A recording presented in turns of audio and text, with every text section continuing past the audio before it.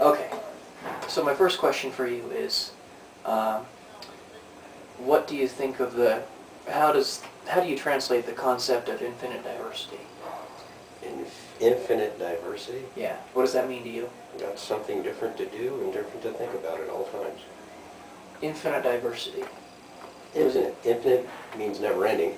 Mm-hmm. Diversity. Something different all the time.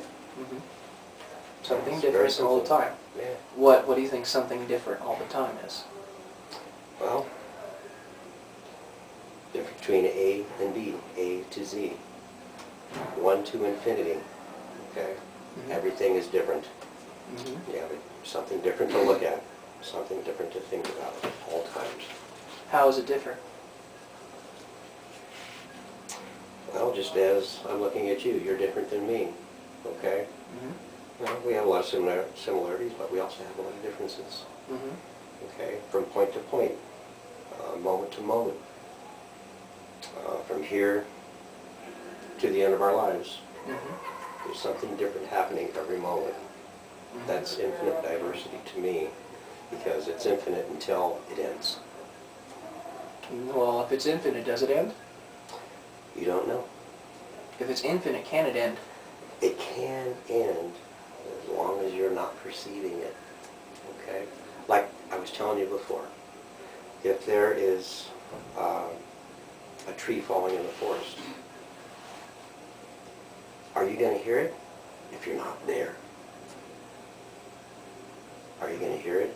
Is there a sound if you're not there to hear it? That's the age-old question. If a tree falls in the forest, does it make a sound? Yeah. Yeah. Well, okay. Okay. At that point, if you're not there anymore to experience it, then that's the end. It's no longer infinite. Mm-hmm. Okay. So, yeah, everything is infinite until I can no longer perceive it. And I am perceiving that I'm going to always. Okay. In considering the status quo of society today, with the way people perceive others, blacks, Asians, Hispanics, Muslims, different cultures, different religions, different ideologies, different colors of their skins, different physicalities. How does infinite diversity play into that? Well, just as there are an infinite number of stars, some out there that we'll never see because they're so far out there. There's different, infinite possibilities of different races, different cultures. Mm-hmm. It all depends on, do they grow together are they aware of each other? Or are they unaware of each other? Other races on other planets. They're not aware of us here, so they're different. But we are different cultures from different worlds, different realities. Mm-hmm. Who knows where we came from? We come from different worlds. And then we were brought here by other races or even our own to grow and mingle together, to become one, to become like one. See if we can do it. This is a melting pot. This world is a melting pot. Not just from humans, but also other creatures. So to see if we can do it. And see if we can do it. And so far over the last 300,000 years, I think we've done rather well. Okay. Well, based upon that analysis, do you believe that there are species from other planets that are living amongst human beings at this moment that appear all but human? Oh yes, they have been for many hundreds of thousands of years. And they will continue to change too. We'll be unaware of it, because a lot of it happens without our awareness. But we will continue being a melting pot and probably being a genetic pool for the development of other races on other planets. Okay. It'll probably be that way. Well, assuming that there are other species of human-looking extraterrestrials living among the human race on this planet today, let's say, let's throw out a number, 10% of the population. How do you think you would be able to discern whether you're human or whether you're not human? Oh, that would be difficult to determine on the surface. Probably one of the best ways would be you would be able to discern that is have somebody who is already aware be able to put you under hypnosis or in trance so that you would have an opportunity to get to know yourself. But do you really think you need to go to that level to discern if you're not human or not? To see if somebody else is not human? Do you think it's that level? It's not that way with everyone because some are more aware than others. Mm-hmm. Some want to get through the forest without looking at the trees. Mm-hmm. Okay. Well, we're all trees. We're all in a forest. Mm-hmm. Everybody wants to get to the destination without having to go through the effort of getting there. Well, that's the joy of getting to the destination, being able to appreciate getting there. Mm-hmm. Enjoy the trees while you're on your way. Enjoy the smell of the roses while you're on your way. Mm-hmm. And you'll be able to appreciate your destination once you do get there. Okay. So, just like the trees, there's an infinite diversity of human beings and other creatures living within these human forms. Mm-hmm. And we'll continue to be more aware of that as time goes along. Everybody thinks when 2012 comes along, there will be a heightened sense of awareness through... Would you not say that we're already starting to experience that heightened sense of awareness? Oh on yes, some levels? it's coming on a variety of levels, through mass communication, through the internet, through a variety of spokespersons. We know of a variety of them. One of them is his name Jordan Maxwell. He's one of the most pronounced. Robert Dean. Yeah, and Robert Dean. Stephen Greer. Stephen Greer. Stan Romanek. Stan Romanek. These are all personalities on the internet that have brought a great deal of information available for us to digest. But the thing is, the level of consciousness, the level of intelligence, the level of development is so broad in terms of spectrum. Mm-hmm. It's very difficult for people to converse on that level and not be afraid of it. Yeah. Speaking of which, how do you think the concept of humility ties into all of this? Well, it's difficult for those who are aware to be able to show a sense of humility because they are so aware. Mm-hmm. And those that are not think of those who are aware as being arrogant.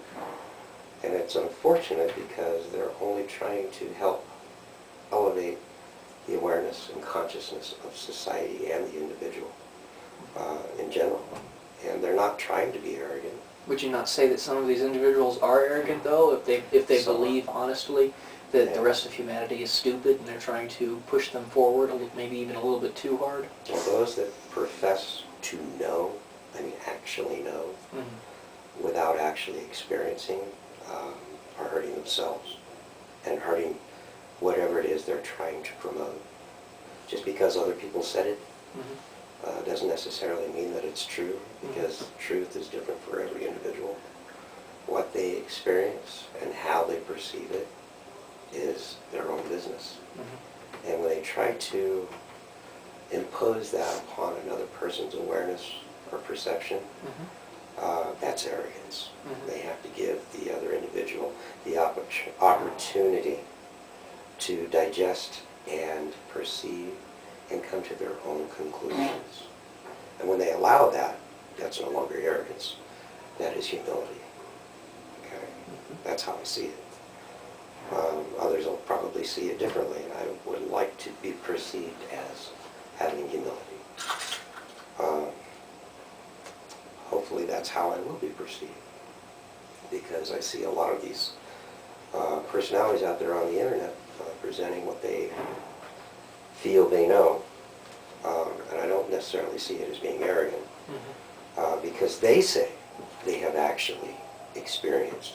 I can respect that, okay? What they've experienced in terms of extraterrestrial...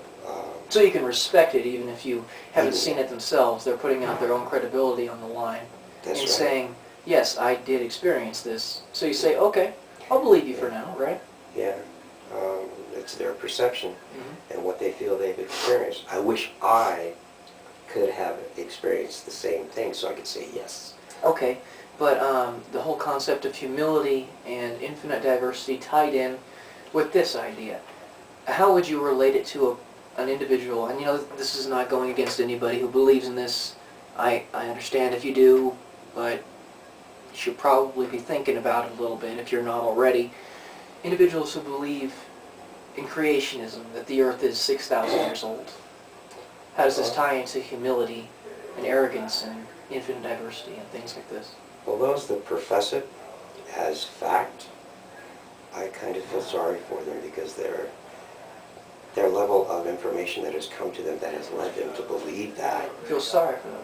I feel sorry for them because there's so much more to learn, Mm-hmm. so much more to consider. We'll listen to others that have a greater or wider perception, greater education, greater experience. We'll listen to them. Don't profess. Don't put a date on anything because none of us were physically there. Okay? We don't know. Get that through our thick heads. We don't know. We can Yes, and you guess. see, and you see, that's something that really gets to me. My personal belief is that belief hinges on the idea that you are taking a leap of faith and saying, I'll believe this, knowing that one day I might be proven wrong. Exactly. And if you forget that, if you forget that you possibly can be proven wrong, and you hold on to these beliefs for several thousand years, like if the earth is 6,000 years old, then you are no longer believing. You think you know, and you're arrogant. And you need to move past it. That's my personal belief. Continue. 500 years ago, we knew the earth was flat. Mm-hmm. Okay? 400 years ago, we knew there was another continent and the earth was round. Mm-hmm. Okay? Today, what would you think? Just like they said on, what was the movie? Men in Black. Yesterday, you knew you were the only race on this planet. Humans are the only race here. Tomorrow, what are you going to think when we've got different races looking tremendously different than the human form? People are walking around this planet. Or even if they do look like humans and you just didn't perceive it before. Oh, And then yeah. all of a sudden you find out. Oh, yeah. Well, one good movie to look at and make your own perceptions, get your own perceptions is The Fourth Kind. Okay? There's a lot of reasons to believe that it's not all real. There are a lot of reasons to believe that there's the possibility that yes, it is real. It's just the way it's presented to us. Just to get the idea in your mind that yes, it's possible. But one way or another, it's been a process of desensitization, to desensitize the public. Yeah. But it's been done in such a way as to stimulate fear, rather than understanding of it. Fear is one of the lowest vibrations that you can come from to give somebody Yeah. information. But Fear is the mind killer. nevertheless, the information is getting to the people. Yeah. So, It's getting out there. Just like desensitizing people to the idea, well, what do you think Close Encounters of the Third Kind was all about? Get the information out there and people will think, okay, well, maybe that's possible. And then when it actually does happen, they won't panic so desperately. one comment on that movie. Do some research on where Steven Spielberg had his connections. Who was giving him information? Do some Yeah. research on that. Not just information, but